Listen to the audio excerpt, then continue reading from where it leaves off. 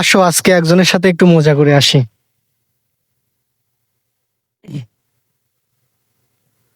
আসসালামু আলাইকুম বড় ভাই, কেমন আছেন? ওয়ালাইকুম আসসালাম, ভালো আছি ভাইয়া। আপনি কেমন আচ্ছা, আছেন? আমি ভালো আছি আলহামদুলিল্লাহ। আমি কিছু কথা বলবো, আপনি রাজি আছেন? হ্যাঁ, বলেন। আচ্ছা, মনে করুন আমরা একটি জঙ্গল দিয়ে হেঁটে যাচ্ছি।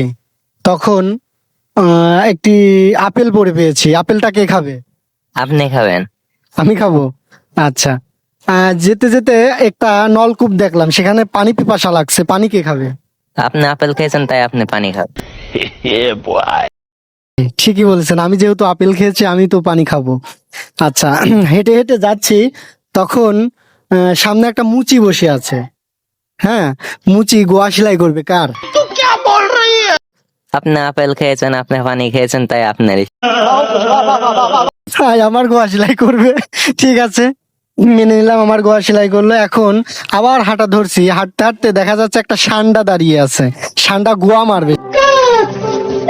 ষান্ডা কার গোয়া মারবে? আপনি আপেল খেয়েছেন, আপনি পানি খেয়েছেন তাই আপনারই। আমার তো গোয়া সেলাই করা, গোয়া তো আপনার মারবে। আপনি কিছু বলতে চাচ্ছেন?